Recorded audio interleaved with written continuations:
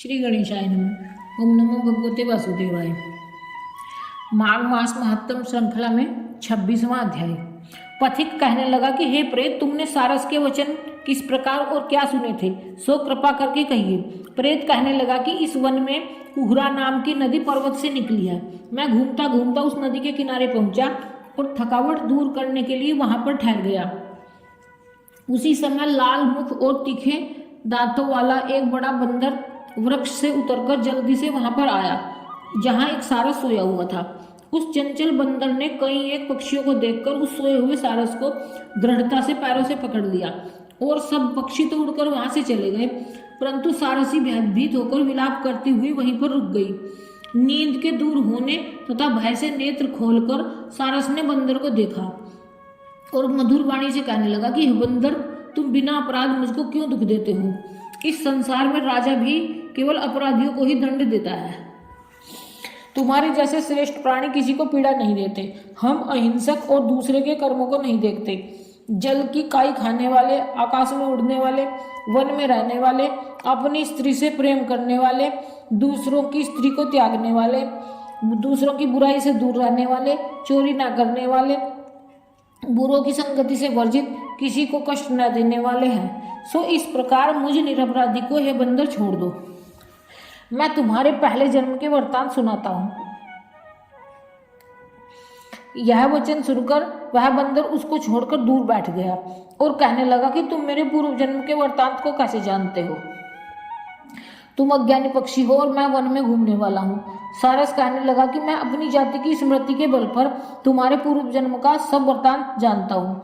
तुम पूर्व जन्म में विंध्य पर्वत के राजा थे और मैं तुम्हारे कुल का पूज्य पुरोहित था। तुम राजा होकर अपनी प्रजा को पीड़ा दिया करते थे। विवेकहीन, तुमने बहुत सा धन इकट्ठा किया। सो वानर प्रजा की पीड़न रूपी अग्नि की ज्वाला से तुम पहले ही तप चुके हो। पहले तुम कुंभीपाक नरक में गिराए गए। तुम्हारे शरीर को नरक में 3000 वर्ष बीत गए। फिर नरक से निकलकर बचे हुए पापों के कारण इस बंदर की योनि में आए और मुझको मारना चाहते हो। पूर्व जन्म में तुमने ब्राह्मण के बाग से लूटकर बलपूर्वक फल खाए थे। उसका यह भयंकर फल हुआ कि तुम वानर और वनवासी हुए। प्राणी अवश्यमेव अपने किए हुए कर्मों को भोगता है, इसको देवता भी नहीं हटा सकते। इस प्रकार मैं सारस का जन्म लेकर भी अज्ञान से मोहित नहीं हुआ। इतनी कथा कहकर वानर कहने लगा कि यदि ठीक ही जानते हो तो बताओ तुम पक्षी कैसे हुए? सारस कहने लगा कि मेरी दुर्गति का कारण भी सुनो। तुमने नर्मदा नदी के किनारे पर सूर्य ग्रहण के समय बहुत से ब्राह्मणों के निमित्त 100 ढेर अन्न के दान किए। मैंने पूर्वताही के मध्य से थोड़ा सा ब्राह्मणों को दिया और बाकी सब मैं अपने आप ले गया। इन ब्राह्मणों के द्रव्य का अपहरण करने के पाप से मैं पहले कालसूत्र नरक में और फिर रक्त करदूम नरक में, जहां पर बड़े बड़े कीड़े थे और रक्त तथा पीप से भरा हुआ नाभि तक नीचे सिर और ऊपर पैर किए हुए पीप चाटता हुआ उस दुर्गंध वाले नरक में कीड़ों आदि से काटा जाकर 3000 वर्ष तक उस यातना को भोगता रहा। मैं नरक के दुख का वर्णन नहीं कर सकता। फिर नरक की यातना से मुक्त होकर यह सारस का जन्म पाया, क्योंकि पूर्व जन्म में अपनी बहन के घर से कांसे का बर्तन चुराया था। इसको मैंने एक जुआरी को दिया। इसी से मैं सारस योनि में आया। यह मेरी स्त्री पिछले जन्म में ब्राह्मणी थी। इसने भी कांसे की चोरी की थी। इसी से यह मेरी स्त्री और सारसी हुई। यह सब मैंने तुमसे कर्मफल कहा। अब भविष्य की बात भी सुनो। अब मैं, तुम और यह मेरी स्त्री भी हंस दोगे और कामरूप देश में सुख से निवास करेंगे।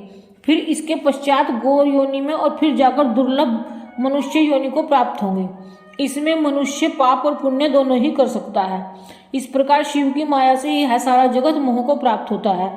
न केवल हम ही, परंतु इस संसार के सभी जीव प्रवृत्ति मार्ग में फंसकर अच्छे और बुरे कर्म करते और उनका फल भोगते हैं। इसलिए सब प्राणियों को धर्म का सेवन करना चाहिए। देवता, असुर, मनुष्य, व्याघ्र, कीड़े मकोड़े सभी से कंटक रूपी मार्ग नहीं छूटता। केवल वेदांत जानने वाले योगी ही इस मार्ग से बच सकते हैं। इसी कारण बड़े बड़े धर्मात्मा भी कर्म फल को टाल नहीं सकते। उपाय से तथा बुद्धि से कोई भी इसको नहीं बदल सकता।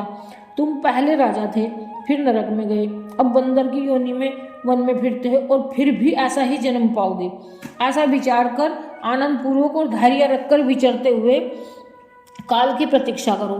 तब वानर ने कहा कि पहले जन्म में मैं तुम्हारी पूजा करता था, अब तुम मुझको प्रणाम करते हो। तुम जाति के स्मरण से मेरे पूर्व जन्म के वृत्तांत को जानते हो। आनंद पूर्वक रहो, तुम्हारा कल्याण हो। तुम्हारे वचनों को सुनकर मैं मोह रहित होकर वन में विचरूंगा।